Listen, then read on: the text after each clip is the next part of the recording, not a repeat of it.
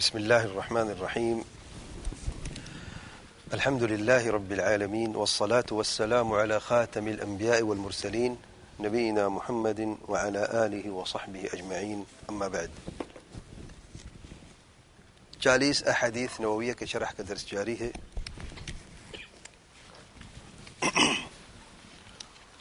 اور آج کی نشست میں حدیث نمبر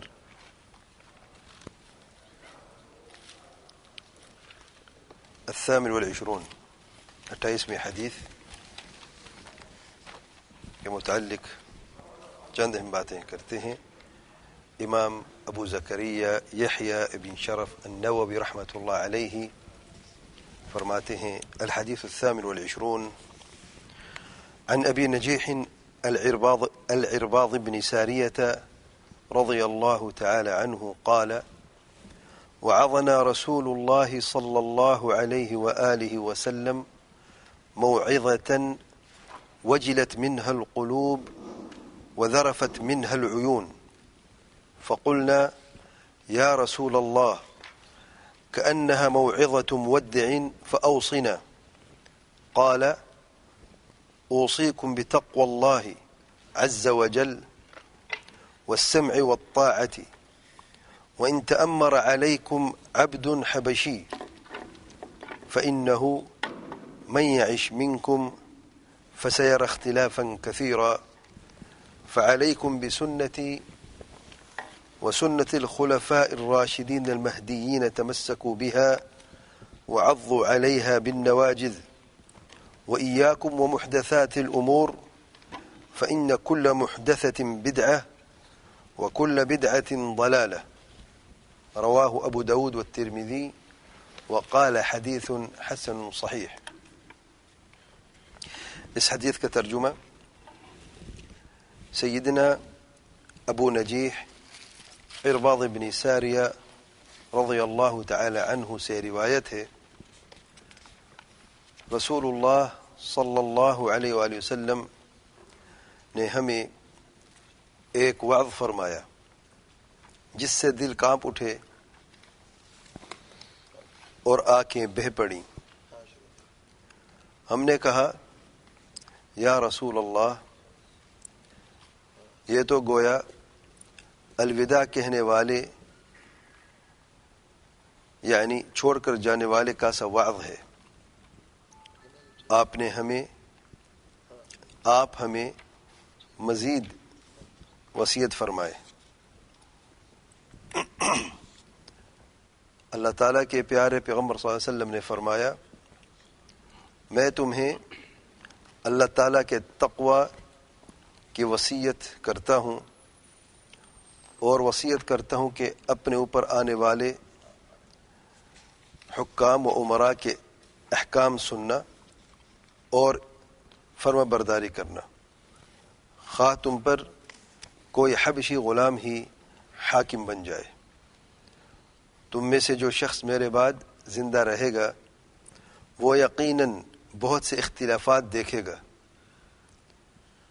ان حالات میں تم میری سنت اور ہدایت یافتہ خلفائے راشدین کی سنت کو لازم پکڑنا اور اسے داڑھوں سے قابو کرنا. دین میں نئے نئے کاموں کے ایجاد کرنے سے بچ کر رہنا، کیونکہ دین میں ہر نیا کام بدعت ہے اور ہر بدعت گمراہی ہے.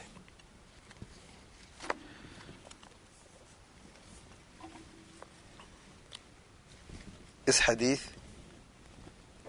کی شرح سے پہلے صحابی کا مختصر سا تعارف. ابو نجیح العرباض بن ساریہ السلمی رضی اللہ تعالی عنہ، نام ہے العرباض بن ساریہ، کنیت ہے ابو نجیح، اور لقب ہے السلمی. اور یہ اہل صفہ میں سے تھے، وہ صحابہ جو اہل صفہ میں سے تھے، جو فقراء تھے، جنہوں نے اپنی زندگی طلب علم کے وقف کر دی تھی. سیدنا ابو ہریرہ رضی اللہ عنہ کے ساتھیوں میں سے ایک ساتھی تھے. ان کی وفات سن 75 ہجری میں ہوئی، 75 ہجری میں۔ اس حدیث کی شرح کے متعلق فضیلۃ الشیخ العلامہ عبد المحسن العباد البدر حفظہ اللہ فرماتے ہیں، نمبر 1، قول العرباض وعظنا رسول اللہ صلی اللہ علیہ وآلہ وسلم موعظة بلیغة وجلت منها القلوب وذرفت منها العیون۔ اس جملے کے تعلق سے فرماتے ہیں الموعظة ما كان من الكلام فيه ترغیب و ترہیب۔ موعظہ کی تعریف کیا ہے؟ وعظ کسے کہتے ہیں؟ نوٹ کر لیں، ما كان من الكلام فيه ترغیب و ترہیب، یہ وہ کلام ہے یا یہ وہ باتیں ہیں جن میں ترغیب ہے اور ترہیب ہے۔ ترغیب رغبت دلانا، ترہیب ڈرانا ہے۔ کیسا کلام ہے یہ؟ یؤثر علی النفوس، جس کلام کی، جن باتوں کی تأثیر ہوتی ہے لوگوں کے نفس میں یا لوگوں کے دلوں میں۔ موعظہ دل کو نرم کرنے والے باتیں ہوتی ہیں، جن میں اکثر یوم آخرت کا ذکر ہوتا ہے، جنت اور دوزخ کا ذکر ہوتا ہے، جزا اور سزا کا ذکر ہوتا ہے۔ ترغیب ہے جنت کے ذکر میں، جزا میں، اور ترہیب ہے جہنم کے ذکر میں اور سزا کے ذکر میں۔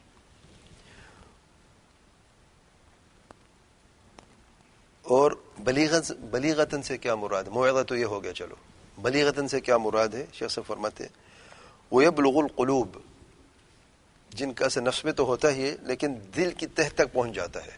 ایسی پیاری باتیں ہوتی ہیں جن کا اثر نفس میں بھی ہوتا ہے، نفس میں اطمینان اور سکون پیدا ہوتا ہے، دل دھڑک اٹھتے ہیں، کیونکہ یہ وہ باتیں ہیں جن کا دل میں براہ راست اثر ہوتا ہے، دل کی گہرائی تک پہنچتا ہے۔ یبلغ القلوب، بلیغ یعنی یبلغ القلوب۔ جب دل کی تہ تک ان باتوں کا اثر پہنچ جاتا ہے تو دل میں کیا تبدیلی آتی ہے؟ فتوجل من مخافت اللہ، تو اس میں وجل کی حالت پیدا ہو جاتی ہے۔ وجل کہتے ہیں اللہ تعالیٰ سے ڈرنے کو۔ وجلت منها القلوب یعنی دل ڈر گئے، ہمارے دہل گئے اور نرم ہو گئے۔ اور جب دل میں تبدیلی آتی ہے تو پورے جسم میں تبدیلی آتی ہے، اور کیونکہ آنکھیں جسم کا حصہ ہے تو پھر آنکھیں بھی بہہ گئی ہیں۔ سبحان اللہ۔ وقد وصف العرباض رضی اللہ تعالی عنہ هذه الموعظة بهذه الصفات الثلاث۔ اتنی عظیم موعظہ تھا اللہ تعالیٰ کے پیارے پیغمبر صلی اللہ علیہ وسلم کا، 3 پیارے صفات سے اس عظیم صحابی نے اس موعظہ کو وصف کیا ہے۔ کون سی صفات ہیں؟ التي هي البلاغہ، بلاغت، خوبصورت انداز بیان، ترغیب اور ترہیب کے ذکر میں۔ موعظہ تو ہے لیکن 2 قسم کے موعظے برابر نہیں ہوتے، اور 2 قسم کے لوگ باتیں کرنے موعظہ کرنے والے برابر نہیں ہوتے۔ کسی کی باتیں سیدھا دل پہ اثر کرتی ہیں اور بعض میں موعظہ کان سے نیچے نہیں اترتا۔ سبحان اللہ۔ تو اللہ تعالیٰ کے پیارے پیغمبر صلی اللہ علیہ وسلم کو جو موعظہ تھا 3 صفات کا حامل تھا۔ بلاغت، کیونکہ اللہ تعالیٰ نے اپنے پیارے پیغمبر صلی اللہ علیہ وسلم کو علم کی، فصاحت کو، بلاغت کی انتہا درجہ عطا فرمایا، یعنی اللہ تعالیٰ کے پیارے پیغمبر صلی اللہ علیہ وسلم سے بہتر انداز بیان کسی کا ہو نہیں سکتا۔ عربی زبان اور پھر وحی کے ذریعے شریعت کے علم میں ثابت قدمی، اللہ تعالیٰ کی تائید، جبریل علیہ السلام کی تائید، اور اللہ تعالیٰ کے پیارے پیغمبر صلی اللہ علیہ وسلم کا انداز بیان کہ ٹھہر ٹھہر کے بات کو کرنا، یہاں تک کہ لوگ ایک مرتبہ سنتے ہوئے سمجھ میں آ جاتی بات۔ تو یہ بلاغت کی انتہا ہے۔ پہلا وصف کیا ہے؟ بلاغت کا ہے۔ دوسرا وصف ووجل القلب، دل کا ڈر جانا۔ اور موعظہ سے ہمیشہ یہی مرادی ہوتا ہے کہ دل پہ اثر ہو، ورنہ پھر ترغیب دلانے کی ترغیب دلانے کا فائدہ کیا ہے؟ دل کو نرم کرنے کے لیے باتیں ہیں تو پھر دل کو نرم ہونا چاہیے، اور دل نرم تب ہوتا ہے لوگوں کا جب اللہ تعالیٰ کا ڈر پیدا ہو جاتا ہے. یاد رکھیں، دل سخت ہوتے ہیں، اللہ تعالیٰ ہم سب پہ رحم فرمائے. دلوں کی بیماریوں میں جو سب سے خطرناک بیماری ہے وہ اس کے سخت ہونے کی ہے. دل سخت ہوگا تو پھر ہر بیماری اس میں بس جاتی ہے. کفر ہے، نفاق ہے، شرک ہے، حسد ہے، بغض ہے، نفرت ہے، جتنی بھی بیماریاں ہیں. اور جب یہ دل نرم ہو جاتا ہے، اللہ تعالیٰ کا ڈر اس دل میں پیدا ہو جاتا ہے، پھر اس دل جیسا کسی کا دل ہی نہیں ہے. اور تیسرا وصف کیا ہے؟ وَذَرَفَتِ الْعُيُونَ، آنکھیں بہہ پڑی. اس لیے آپ دیکھتے ہیں اکثر سلف میں سے رضی اللہ عنہم اجمعین، خاص میں صحابہ کرام، کثرت سے رویا کرتے تھے.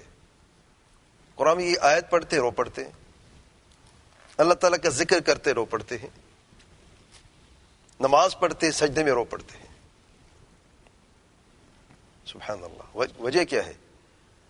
دل نرم ہے، اللہ تعالیٰ کا ڈر دل میں بس چکا ہے.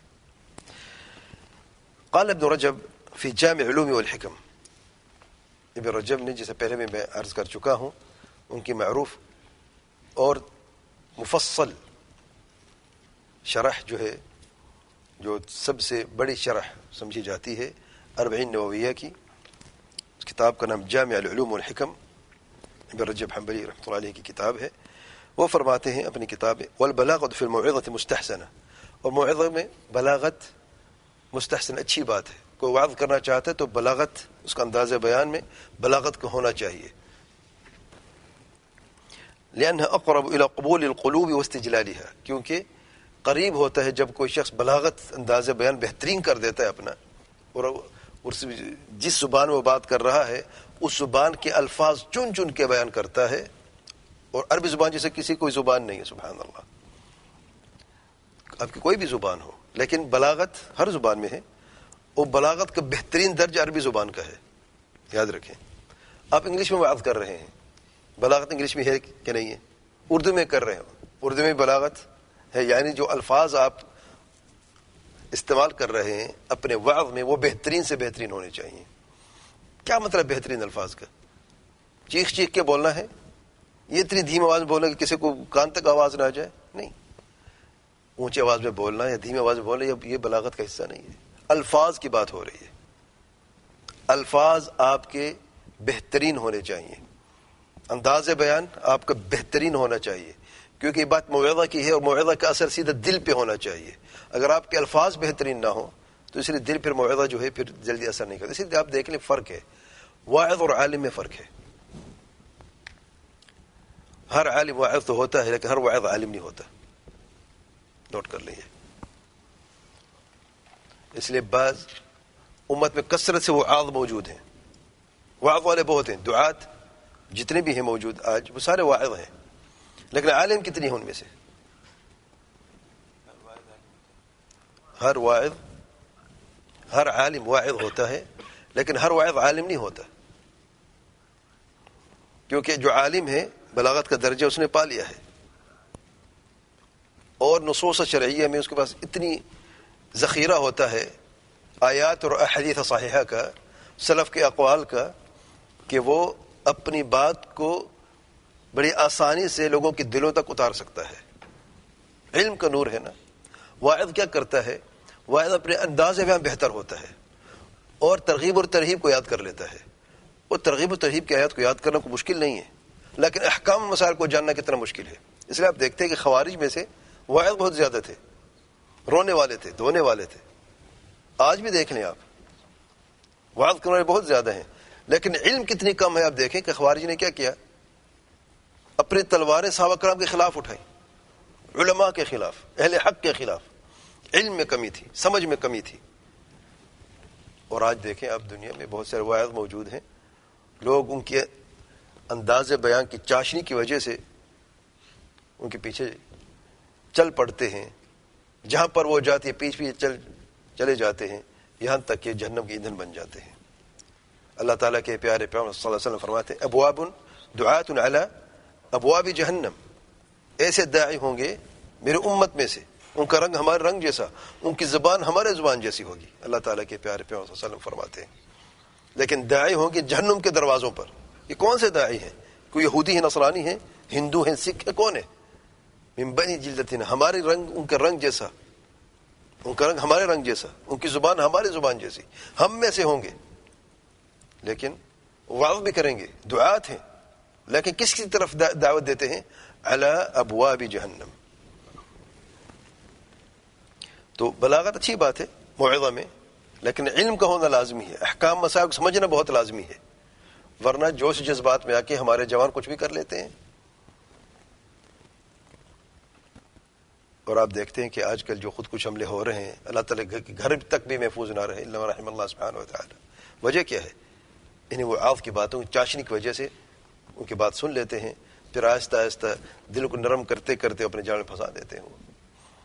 اس لیے موعظہ کے لیے لازمی ہے کہ علم کی بنیاد پر بات کی جائے، اور وہ واعظ جو آپ کو بات کرتے ہیں قال اللہ وقال رسول اللہ صلی اللہ علیہ وسلم بفہم السلف الصالح، صحابہ کرام صلی اللہ علیہ وسلم کی سمجھ و فہم کے مطابق بات کرے تو وہ حق پہ خیر ہے انشاءاللہ اس میں۔ اور جو مخالفت قرآن حدیث کی بات تو کرے گا، لیکن منہج اس کا اپنا ہوگا، اور جو صحابہ سلف کے مخالف منہج ہیں بالکل واضح ہیں، پریشان نہ ہو۔ خوارج کا منہج کھل کے سامنے آ گیا، روافض کا منہج کھل کے سامنے آ گیا ہے، تصوف کا منہج کھل کے سامنے آ گیا ہے۔ آج کل دور حاضر میں یہ 3 بڑے چیلنجز ہیں، 3 مختلف مذاہب ہیں، مختلف مناہج سب سامنے آ گئے ہیں۔ کوئی نہیں جانتا کہ صوفیوں کا منہج کیا ہے، جس میں خواب ہے، کشف ہے، وجد ہے، ذوق ہے۔ کس کا مذہب ہے یہ؟ ان کا مذہب ہے۔ عقل پرستوں کا مذہب بھی سامنے آ گیا ہے، جو علمانیت کی بات کرتے ہیں۔ کل معتزلہ کو کہتے تھے، آج عقل پرست بن گئے ہیں، یا عقلانی بن گئے ہیں، یا تنویری بن گئے ہیں، نئے نئے نام ہیں، روشن خیال ہے، لیکن منہج کیا ہے؟ عقل و منطق کو آگے کرنا نصوص کے۔ خوارج نے کیا کرنا ہے؟ اپنے ہی منمانی کے لیے نصوص کو توڑنا ہے، موڑنا ہے، کچھ بھی کرنا ہے۔ اور روافض کیا منہج ہے؟ وہ تو یہ کہتے ہیں یہ قرآن بھی ٹھیک نہیں ہے تمہارے پاس ہے، اور نہ تمہارے حدیث ٹھیک ہے۔ تو پھر ٹھیک کیا ہے؟ نہ تو قرآن ہے نہ حدیث ہے، پھر دین کی چیز پہ قائم ہے۔ اگر یہ دونوں ہی ٹھیک نہیں تو پھر ٹھیک کیا ہے؟ اماموں کے قول ٹھیک ہے۔ سچ بات بتاؤں میں آپ کو، اور امام ان سے بری ہیں واللہ، جو اقوال وہ پیش کرتے ہیں، جو عقیدہ وہ پیش کرتے ہیں، واللہ امام ان سے بری ہیں۔ یہ اماموں کے اقوال ہیں، ان کے من گھڑت اپنے اقوال ہیں۔ جیسے یہودیوں نے تورات میں تبدیلی کی ہے، دین کو بدل ڈالا ہے، لوگوں نے یہ قرآن کو تو بدل نہ سکے، جرت نہیں ہے، لیکن معنی کو بدل دیا کہ نہیں بدل دیا۔ الغرض واپس آتے ہیں، تو بلاغت کی بات ہم کر رہے تھے۔ بلاغت آپ کو رافضی بھی ملے گی، بلاغت آپ کو خارجی بھی ملے گی، صوفی بھی ملے گی، لیکن علم کہاں ملے گا آپ کو؟ بات یہ ہے۔ والبلاغة هي التوصل إلى إفهام المعاني المقصودة وإيصالها إلى قلوب السامعين بأحسن صورة من الألفاظ الدالة عليها وأفصحها وأحلاها للأسماع وأوقعها في القلوب۔ بلاغت ہے کیا؟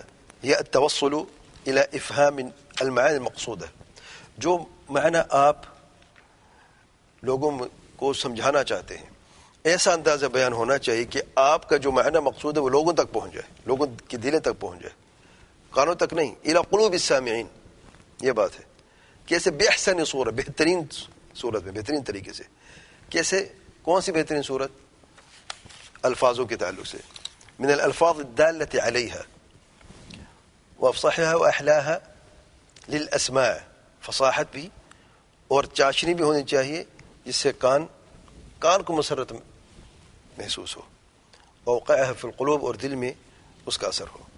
وقد وصف الله المؤمنين بوجل قلوبهم وذرف عيونهم عند ذکر اللہ، اللہ تعالی نے یہ وصف بھی بیان کیا، یعنی قرآن مجید میں مومنوں کو یہ 2 وصف بھی قرآن میں جو موجود ہیں، جن میں دل کا ڈرنا اور آنکھوں کا بہ آنا اللہ تعالیٰ کا ذکر کرتے ہوئے۔ قال اللہ عز وجل، اللہ تعالیٰ فرماتے ہیں، انما المؤمنون الذين اذا ذکر اللہ سبحان اللہ. انما حصر کے لیے. مومن کون ہے کو پوچھے آپ سے, یہ آیت کافی ہے. یعنی مومن کے ایمان اس سے تقاضا کرتا ہے اب اس کی حالت کچھ ایسی ہو جائے. جب ایمان دل میں بس جاتا ہے تو اللہ تعالیٰ کا ڈر بھی بس جاتا ہے. جتنی ایمان میں کمزوری اتنی ڈر میں کمزوری, اتنے پھر اس کی تاثیر میں کمزوری. سبحان اللہ. انما المؤمنون کون ہے؟ الذین اذا ذکر اللہ, یہ وہ لوگ ہیں جب اللہ تعالیٰ ذکر کیا جاتا ہے, وجلت قلوبہم, دل ڈر جاتے ہیں.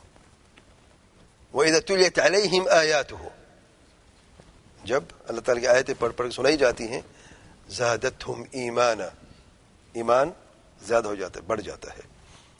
وعلی ربہم یتوکلون, اور اپنے رب پہ توکل کرتے ہیں, بھروسہ کرتے ہیں. وہ دوسری آیت میں اللہ تعالیٰ فرماتے ہیں وَإِذَا سَمِعُوا مَا أُنزِلَ إِلَى الرَّسُولِ, جب وہ سن لیتے ہیں جو کچھ اللہ تعالیٰ کے پیارے پیغمبر صلی اللہ علیہ وسلم پر نازل ہوا. کیا نازل ہوا؟ قرآن مجید, جو آج ہم بھی پڑھتے ہیں. سبحان اللہ. تَرَى أَعْيُنَهُمْ تَفِيضُ مِنَ الدَّمْعِ, اے میرے پیارے پیغمبر صلی اللہ علیہ وسلم آپ ضرور دیکھیں گے ان کی آنکھیں آنسوں سے بہہ جاتی ہیں. تفیض من الدم, فیض کسے کہتے ہیں؟ فیضان, کسی چیز کا بہہ جانا, حد سے نکل کے باہر نکل آنا. پہلی آیت میں وجلت القلوب کا ذکر ہے, دوسری آیت میں ذرفت العیون کا ذکر ہے. تو قرآن مجید میں بھی یہ وصف مومنوں کے لیے ہے, اور یہاں پر بھی صحابہ کرام کیونکہ مومنوں کے سردار ہیں, ایک موعظہ سنا ہے, دل بھی ڈر گئے اور آنکھیں بھی بہہ گئیں, اور یہی کمال ہے. درس سننے کے لیے تو ہم بہت سارے درس سنتے ہیں, لیکن کتنے دروس کا ہمارے دل میں اثر ہوتا ہے یہ ذرا گن کے دیکھ لیں, اپنا محاسبہ کر کے دیکھ لیں. دل میں اگر اثر نہیں ہوا تو اس پہ عمل کرنا بھی مشکل ہوتا ہے. جب دل ڈر گیا تو عمل بھی آسان ہو گیا. دوسرے نمبر پہ شیخ صاحب فرماتے ہیں, مجھے یاد نہیں, لکھا نہیں یہاں پہ, پھر تو دوسری آیت, ہاں دیکھ لیں, نوٹ کر لیں. المائدہ 83, بارک اللہ فیک. دوسرے نمبر شیخ صاحب فرماتے ہیں قولہ قلنا یا رسول اللہ, اب صحابی عرض کرتے ہیں اے اللہ تعالیٰ کے پیارے پیغمبر صلی اللہ علیہ وسلم, کأنها موعظة مودع فأوصنا, أي أن هذه الوصية تشبه موعظة المودع. صحابہ کرام جب وعظ سنا, جب دل ڈر گئے, دہل گئے, نرم ہو گئے اور آنکھیں تر ہو گئیں, تو صحابہ کرام کو محسوس ہوا کہ یوں لگتا ہے کہ یہ موعظہ جو ہے یہ اللہ تعالیٰ کے پیارے پیغمبر صلی اللہ علیہ وسلم کے آخری مواعظ میں سے ہے. اب الوداع قریب ہو گیا ہے. کچھ نشانیاں تھیں اللہ تعالیٰ کے پیارے پیغمبر صلی اللہ علیہ وسلم کی زندگی میں کہ اب وفات قریب ہو گئی ہے اللہ تعالیٰ کے پیارے پیغمبر صلی اللہ علیہ وسلم کی. کوئی مثال جانتا ہے؟ سورۃ العصر, بارک اللہ فیک. سورۃ العصر کا نازل ہونا ان میں سے ایک سورۃ کوثر نہیں, سورۃ النصر, سورۃ النصر, بارک اللہ. اذا جاء نصر اللہ والفتح, جی ہاں, عصر نصر ملتی جلتی ہیں معذرت. سورۃ النصر اذا جاء نصر اللہ والفتح جب نازل ہوئی, حضرت عبداللہ بن عباس رضی اللہ عنہ فرماتے ہیں مجھے یہ لگتا ہے, یوں لگتا ہے اس سورت کے نازل ہونے کی وجہ کہ اللہ تعالیٰ کے پیارے پیغمبر صلی اللہ علیہ وسلم کا وقت اب قریب آ گیا ہے. اور کوئی مثال؟ اقترب الساعة وانشق القمر بھی یہ جرنل یعنی جو عام مثال میں سے ہے. بعث والساعة كهاتين یہ بھی اس میں آگے. لیکن آیت کریمہ کا اليوم اکملت لکم دینکم, اور حدیث میں سے خذوا عنی مناسککم لعلی لا القاکم بعد عامی هذا. سبحان اللہ, حج وداع کے موقع پر مجھ سے حج کے طریقے سیکھ لو کیونکہ ہو سکتا ہے کہ اگلے سال تک ملاقات نہ ہو. اور کوئی حدیث میں عاشورہ کے روزے کے تعلق سے سبحان اللہ 9 کا روزہ رکھوں گا اگر اگلے سال تک میں زندہ رہا. سبحان اللہ.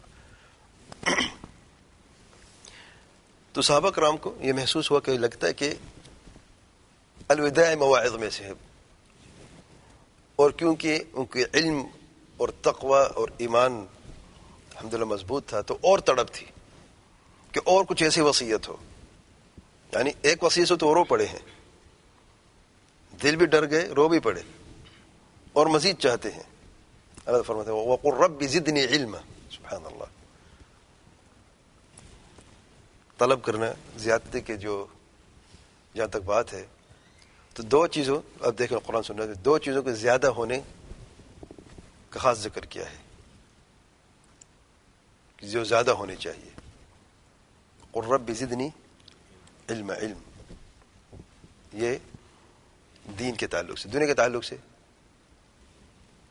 مال زیادہ ہو, رزق زیادہ ہو, اولاد زیادہ ہو, وہ کون سی چیز ہے جسے اللہ تعالیٰ کے پیارے پیغمبر صلی اللہ علیہ وسلم نے استعمال بھی کیا ہے, پھر دعا کی ہے کہ اللہ تعالیٰ اس میں سے ہمیں اور مزید عطا فرما. دودھ, بارک اللہ فیک, دودھ پینے سے سنت یہ ہے کہ وہ دودھ پیتے ہیں تو یہ دعا کرتے ہیں اللہم زدنا منہ. سبحان اللہ, اللہم بارک لنا فیہ وزدنا منہ. بارک اللہ فیک. دودھ جب پیتے ہیں تو اس میں دعا کرتے ہیں کہ کیونکہ دودھ مکمل غذائیت ہے. بچوں کو آپ دیکھ لیں صرف دودھ ہی پیتا ہے اور ماشاء اللہ ہم سے زیادہ بچے تندرست ہوتے ہیں, نہیں ہوتے ماشاء اللہ, موٹے تازے کیا کھاتے ہیں, دودھ ہی پیتے ہیں, مکمل غذائیت ہے. اور ماں کے دودھ جیسا کسی کا دودھ ہی نہیں ہے دنیا میں, واللہ سبحان اللہ. الغرض تو بعض صحابہ نے عرض کی, ہمیں لگتا ہے کہ یہ الوداع موعظہ ہے, ہمیں کچھ اور وصیت کیجیے اللہ کے رسول صلی اللہ علیہ وسلم. لذا فقد طلب الصحابہ الکرام وهم الحريصون على كل خیر, کیونکہ یہ طلب جو ہے اللہ تعالیٰ کے پیارے پیغمبر صلی اللہ علیہ وسلم سے کس چیز کی دلیل ہے کہ وہ حریص ہر خیر میں حریص ہیں. ہمیں اور مزید ایسی باتیں کریں, ایسی نصیحت کریں جو ہمارے دنیا اور آخرت کی بہتری کا باعث بن جائے. اور کیسی وصیت جامعۃ یعد بها الیہم رسول اللہ صلی اللہ علیہ وسلم, جامع وصیت ہونی چاہیے جو آپ صلی اللہ علیہ وسلم ان کو ایک وصیت. اور وصیت کیا ہوتی ہے, جب انسان دنیا سے جاتا ہے تو اپنی وصیت کیسی ہوتی ہے, اس کی نچوڑ ہوتا ہے ساری زندگی کا. سبحان اللہ. اب ہم کیا سنے جا رہے ہیں, جو اللہ تعالیٰ کے پیارے پیغمبر صلی اللہ علیہ وسلم کے دین کا خلاصہ ہے, وصیت ہے نا. کیسی ہوئی وصیت, یتمسکون بها ویعولون علیہا, یتمسکون ویعولون علیہا, اسے تاکہ تھامیں اور اسی پر زندگی اپنی بسر کریں اس کے مطابق. لأن الوصیت عند الوداع لها وقع في النفوس, کیونکہ جو وصیت وداعی ہوتی ہوئی آخر وقت میں ہوتی ہے تو اس کا نفس میں گہرا اثر ہوتا ہے. مرنے والا جب بات کرتا ہے تو وہ کانوں تک نہیں جاتی, بس دل میں جاتی ہے, اسے وصیت کہتے ہیں. ولعل هذه الموعظة كان فيها ما يشعر بالتوديع, کیونکہ اس وصیت میں جو پہلے آپ صلی اللہ علیہ وسلم کر چکے تھے اس میں الوداع کے کچھ ایسے الفاظ ہیں جن سے صحابہ کرام کو یہ محسوس ہوا, شعور ہوا کہ یہ الوداع موعظہ ہے. لذا طلبوا هذه الوصية, اس لیے انہوں نے اس وصیت کی طلب کی. وصیت کیا ہے؟ قوله صلی اللہ علیہ وسلم اوصیکم بتقوى اللہ, میں تو وصیت کرتا ہوں اللہ تعالیٰ سے ڈرنے کی. نمبر 1 دیکھیں وصیتیں کون سی ہیں ذرا. اور تقوی اللہ پورے دین کا خلاصہ ہے بس. اس لیے آپ دیکھیں روزہ ہے, نماز ہے, حج ہے, اگر آپ غور کریں صدقات اور خیرات ہیں, زکوٰۃ ہے, اگر آپ ذرا غور کریں ان پر غور کریں تو کیوں یہ فرض ہوئے ہیں؟ لعلکم تتقون. تو پورے دین کا خلاصہ یہی ہے, تقوی کا راستہ اختیار کرنا. شیخ صاحب فرماتے ہیں تقوی اللہ عز وجل, معنی کیا تقوی کا؟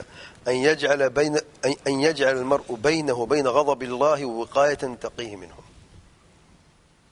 لفظی طور پہ وقایہ مطلب ہے بچاؤ, لفظی اعتبار سے. اب جب کسی چیز سے بچتے ہیں تو وقایہ کر لیتے ہیں. آپ دھوپ سے بچتے تو چھتری سے وقایہ کر لیتے ہیں. آپ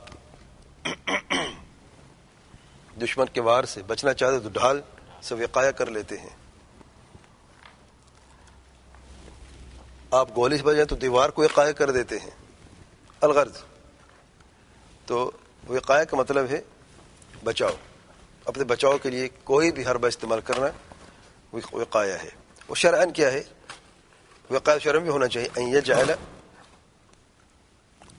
أن يجعل المرء بينه وبين غضب الله وقاية تقيه منه کہ اللہ تعالیٰ اپنے اور اللہ تعالیٰ غضب کے بیچ میں کوئی ایسا بچاؤ کا راستہ بنا لے جو اسے اللہ تعالیٰ کے پکڑ و غضب سے محفوظ کر دے اور بچا لے. کیسے ہوگا؟ نوٹ کر لیں 3 چیزوں سے. وذلك بفعل الطاعات. نمبر 1 فعل الطاعات، فرما برداری سے. جس چیز کا اللہ تعالیٰ نے حکم دیا ہے اور اللہ تعالیٰ کے پیارے پیغمبر صلی اللہ علیہ وسلم نے حکم دیا ہے اسے بجا لانا ہے. فعل الطاعات، چاہے واجب یا مستحب ہو، حکم ہے تعمیل ہوگی.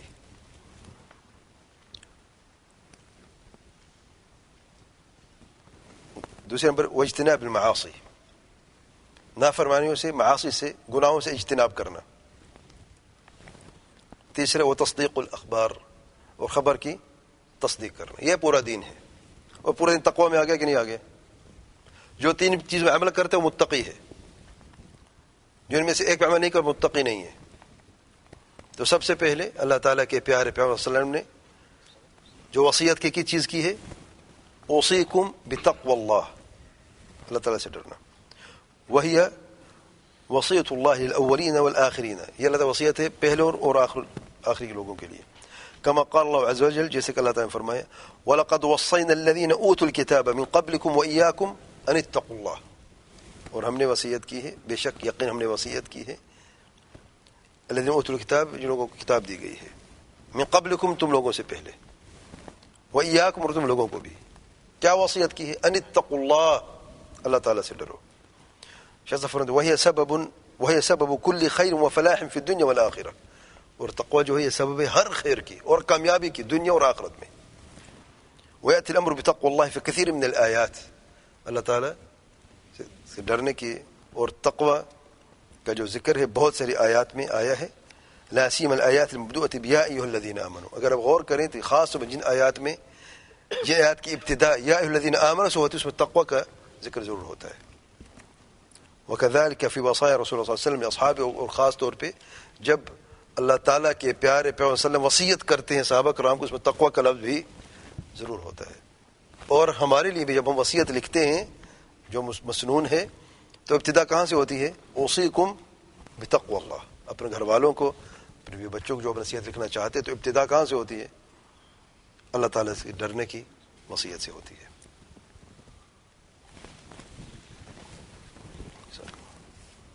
چوتھے نمبر میں شیخ صاحب فرماتے ہیں قولہ، تو سب سے پہلے بات ہے تقوی کی. دوسری وصیت نمبر 2 قولہ والسمع والطاعة وإن تأمر عليكم عبد، سمع اور طاعة، حکمران وقت کی فرما برداری کرنا. شیخ صاحب فرماتے وہی وصیۃ بالسمع والطاعة لولاة الأمور في غیر معصیۃ اللہ، جو بھی ولی امر ہیں، حاکم وقت ہے، اس کی فرما برداری کرنی ہے، اس کے احکام کو سننا ہے، طاعت کرنی ہے، لیکن ایک شرط ہے، فی غیر معصیۃ اللہ، اللہ تعالیٰ کی نافرمانی میں ان کی کوئی فرما برداری نہیں ہے. ولو کان الامیر عبدا، اگرچہ یہ امیر حکمران غلام کیوں نہ ہو، عبد کیوں نہ ہو. کیا غلام بن سکتا ہے حاکم؟ شیخ فرماتے وقد اجمع العلماء، علماء کا اجماع ہے، على ان العبد ليس اہلا للخلافہ، اجماع ہے امت کا کہ جو غلام ہے وہ خلافت کا اہل نہیں ہوتا. جو اپنی رکھوالی کر نہیں سکتا وہ پر امت کی کیا رکھوالی کرے گا؟ غلام جو ہے نہ تو وہ صحیح پیسہ کا استعمال کر سکتا، اس کا خود اپنا پیسہ مال نہیں ہوتا، وہ خدمت کرنا جانتا ہے، بس زندگی سے خدمت ہی کرتا ہے. تو غلام خلافت کا حقدار نہیں ہوتا، وہ خود اپنی نفس کا حفاظت نہیں کر سکتا، اپنے نفس کی بہتری نہیں جانتا، تو پھر پورے ملک یا پوری امت کا رکھوالا کیسے بنے گا؟ ويحمل ما جاء في هذا الحديث وغيره، جو اس حدیث میں پھر کیا توجیہ ہوگی؟ شیخ صاحب نے توجیہ ایسی ہے اس حدیث میں، دوسرے حدیث میں، من الحديث الذي في معناه على المبالغة في لزوم السمع والطاعة، جن حدیث میں عبد کا ذکر آیا ہے، کئی حدیث میں جب فرمانبرداری کی بات آئی ہے تو پھر ایسے بھی الفاظ اللہ تعالیٰ کے پیارے پیغمبر صلی اللہ علیہ وسلم سے ثابت ہیں جہاں پر غلامی کا ذکر بھی ہے، غلاموں کا ذکر بھی ہے، اگرچہ تمہارے حکمران غلام کیوں نہ ہو تب بھی فرمانبرداری کرنی ہے. تو پھر جب وہ بن نہیں سکتا شرع اس کو اجازت ہی نہیں تو پھر ذکر کس لیے کیا ہے؟ شیخ صاحب فرماتے ہیں علی المبالغۃ فی لزوم السمع والطاعۃ للعبد اذا کان خلیفہ، کہ اصل مقصد کیا ہے؟ یہ مقصد بیان کریں کہ غلام کو خلیفہ بناؤ. بات یہ ہے، پہلے توجہ یہ ہے کہ فرما برداری کی انتہا دیکھیں آپ. وہ جو نااہل ہے وہ بھی اگر تمہارا بن جائے فرما حکمران، تب بھی اس کی فرما برداری کرنا. تو پھر جو اہل ہیں ان کو کیوں نہ کریں؟ من باب اولا ہے کہ نہیں؟ سبحان اللہ. وَإِن كَانَ ذَلِكَ لَا يَقَعُ، اگرچہ ایسا نہ بھی ہو تب بھی فرما برداری کو لازم پکڑنا ہے. یا دوسری توجہ دیکھیں جو اس سے اچھی، او ان ذلك يحمل على تولیۃ الخلیفۃ عبدا على قرية او جماعة، یا یہ بھی ہے کہ اگر وہ خلیفہ تو نہیں بن سکتا لیکن اسے اگر کوئی حاکم جو ہے اسے کسی بستی کا یا کسی شہر کا امیر بنا دے جو جزوی ولایت ہوتی ہے، تب بھی فرمانبرداری کرنی ہو اس کی. یہ تو ممکن ہے، خلیفہ تو نہیں بن سکتا ہے، اس کا امکان ہے. اچھا، او انہ، تیسرے نمبر پہ توجیہ، او انہ کان عند تولیۃ حرا، تھا تو غلام، پھر وہ آزاد ہوا، اب وہ آزاد ہو گیا، اب وہ حاکم بن گیا، تب بھی فرمانبرداری لازمی ہے. وہ تو لگا ہے عبد باعتبار ما کان، اور عبد کیوں کہا گیا؟ اب تو آزاد ہے وہ، کیونکہ وہ پہلے عبد ہی تھا، غلام ہی تھا. چوتھے نمبر پہ او على ان العبد تغلب على الناس بشوكته واستقرت الامور واستتب الامن. چوتھا جو سب سے اہم توجیہ ہے میں سمجھتا ہوں وہ یہ ہے کہ یہ بھی ممکن ہے کہ یہ اگر یہ غلام غالب ہو جائے کسی ملک پر، کسی زمین پر، اور اس کا غلبہ کا استقرار ہو جائے اور امن و امان قائم ہو جائے اس غلام کے ماتحت اس ملک میں، اس جگہ پہ، تب فرمانبرداری اس کی واجب ہو جاتی ہے. بات سمجھ آئی کہ نہیں؟ ایک غلام ہے، اس نے اپنی فوج بنائی ہے وہ غلام اپنے آقا سے، اگر اپنے آقا سے بھاگ جانا شرعاً حرام ہے. اگر کوئی شخص نے ایسا کیا ہے، اس نے اپنی فوج بنائی ہے، اپنے غلبے سے، اپنی طاقت سے کسی ملک پہ وہ قابض ہو گیا ہے. اب کیونکہ وہ قابض ہو گیا ہے اور اس کے غلبے کے بعد اس ملک میں، اس خطے میں امن و امان قائم ہو گیا ہے، قتل رک گئی ہے، جنگ ختم ہو گئی ہے، اب وہ قابض ہو گئے، غالب ہو گئے.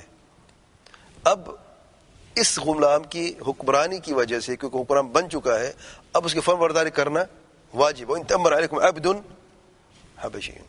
اچھا، عبد تو سمجھا، حبشی کیا ہے؟ اگر عرب میں سے بھی نہ ہو، کہ غلام عربی تو ہوتے ہیں، اگر حبشہ سے بھی ہو، عجمی ہو، کہیں کا بھی ہو، لیکن غالب ہو چکا ہے، تو مسلمانوں کے خون، ان کی عزتوں کے مال کی محفوظ کرنے کے لیے اب اس کی فرمانبرداری جو ہے وہ واجب ہو جاتی ہے. کیونکہ جو سابقہ حکمران کو گرا سکتے تھے، اس کے پاس طاقت ہے، تو پھر وہ قتل عام بھی کر سکتا ہے. جیسا فرماتے ہیں لما فی منازعتی من حصول ما هو انکر من ولایتہ، کیونکہ اگر اسے منازعہ کرتے ہیں تو پھر جو خرابیاں پیدا ہوں گی ان کو ہٹانے میں وہ اس سے کہیں زیادہ ہے جو وہ خرابی تھوڑی سی کرے گا اپنی اس کچھ نہ اہلی کی وجہ سے. سبحان اللہ. 5ویں نمبر پہ شیخ صاحب فرماتے ہیں، یعنی بعض روایت میں آیا ہے کن رأسہ زبیبہ، اگر اس کا سر منکی کے دانے جیسا کیوں نہ ہو، یعنی شکل بھیانک ہو اس کی، غلام ہے، حبشہ کا ہے، کالا سیاہ ہے، غلام ہو یا آزاد ہو، کالا ہو یا گورا چٹا ہو، شکل تمہیں اچھی لگے یا نہ لگے، حکمران بن چکا ہے، کیا کرنا ہے؟ فاسمع واطع. سبحان اللہ. اور کثرت سے روایات کا ہونا، کثرت سے روایات اس موضوع پہ کس لیے ہیں؟ اس امر کی تاکید کے لیے ہے. اور حکمران میں فرمانبرداری کرنا عقیدہ کے اصول میں سے ایک اصل ہے، کوئی عام بات نہیں ہے، اگرچہ اس کا تعلق سیاست سے، سیاسی امور سے، معاملات سے اس کا تعلق ہے. عقیدے میں کیسے آ گیا؟ کیونکہ مسلمانوں کے دین اس وقت تک قائم نہیں ہو سکتے جب تک کہ امن و امان نہ ہو. امن و امان نہیں ہو جب تک کہ جماعت نہ ہو، جماعت اس وقت نہیں جب تک کہ حکمران نہ ہو. جماعت کیسے ممکن ہے؟ کوئی امیر ہوتا ہے کہ نہیں جماعت کا؟ تو امیر کون ہوگا؟ تو جماعت نہیں ممکن نا جب تک کہ امیر نہ ہو. اور امین اس وقت نہیں ہو سکتا جب تک کہ فرمانبرداری نہ ہو. سبحان اللہ. تو کس طریقے سے دیکھیں ایک دور کا مسئلہ تھا عقیدے میں کس طرح ایمان سے کس طرح سے جوڑ دیا گیا ہے. 5ویں نمبر پہ شیخ صاحب فرماتے ہیں قوله فإنه من يعش منكم فسيرى اختلافا كثيرا. تیسری وصیت کیا ہے اس جملے میں؟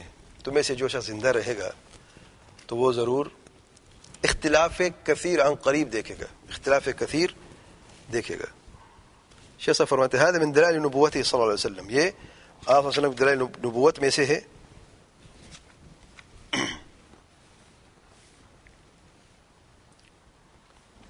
یعنی یہ ان ثبوت میں سے جو دلالت کرتے ہیں کہ آپ صلی اللہ تعالیٰ کے نبی ہیں.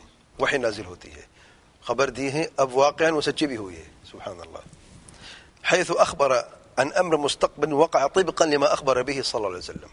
ایسی خبر دی فیوچر کے مستقبل کے متعلق، وہ واقعی ہی ایسی ہی ہوئی جیسے آپ صلی اللہ علیہ وسلم نے فرمایا. فإن الذين طالت اعمارهم من اصحاب النبي صلی اللہ علیہ وسلم، بس جن لوگوں کی عمریں زیادہ ہوئی آپ صلی اللہ علیہ وسلم کے صحابہ کرام میں سے، ادرکوا اختلافا کثیرا، پر زمانے میں اختلاف کثیر انہوں نے پایا کہ نہیں پایا.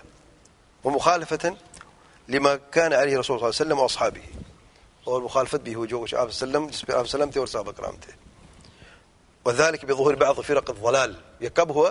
جب بعض گمراہ فرقے نکلے، کالقدریۃ والخوارج وغیرہم، جیسے قدری اور خوارج اور ان جیسے دوسرے فرقے نکلے. آج ہم کیا کہیں؟ اگر اختلاف کثیر اس زمانے میں تھا، صحابہ کرام کے آخری دور میں تھا، تو آج ہمارے زمانے میں کیا ہے؟ وہی اختلاف کثیر اس زمانے کی ابتدا تھی، آج انتہا ہو گئی ہے. اللہ تعالیٰ سب پہ رحم فرمائے. آج کے درس میں اتنا کافی، میرے خیال اگلے درس میں پورا کرتے ہیں، کیونکہ میں نہیں چاہتا کہ جلدی سے ہم اس کو ختم کریں. بڑی عظیم حدیث ہے. اگلے درس میں انشاءاللہ پوائنٹ نمبر 6 سے شروع کریں گے انشاءاللہ. واللہ اعلم. سبحانک اللہم وبحمدک، اشہد ان لا الہ الا انت، استغفرک واتوب الیک. بالکل یہ انہیں کو تو ہے. صحابہ کون تھے؟ قریشی تھے. ابو بکر عمر تھے کہ نہیں تھے؟ قریشی تھے کہ نہیں تھے؟ اگر کوئی آ جاتا غلام پھر کیا کرتے؟ بات مسلمان قرآن کی ہو رہی ہے. اگر کافر بھی غالب ہو جائے تب بھی خون ریزی کو روکنے کے لیے تب اس کی فرم برداری ہے. سبحان اللہ. فصاحت کہتے ہیں انداز بیان اور لغت کے الفاظ جو ہیں وہ عربی زبان کے بہترین الفاظ ہوتے ہیں، اسے فصاحت کہتے ہیں. فرام فصیح ہے یعنی اس کا انداز بیان جو ہے لغت کے اعتبار سے بہت پیارا ہے، بہت اچھا ہے، عمدہ ہے. فصیح اللسان. یہی مثال آپ کے ساتھ جتنے بھی احادیث ہیں، یعنی اگر کوئی اور شخص ہوتا اور اس نے کوئی اتنی عظیم باتیں کرنی ہوتی تو شاید 2-3 صفحے بھی کم پڑتے. ٹھیک ہے نا؟ تو جامع بات بھی فصاحت کا ایک حصہ ہے کہ کم الفاظ ہوں، بہترین الفاظ ہوں، اور جو مقصد ہے بات کرنے کا وہ دل تک پہنچ جائے.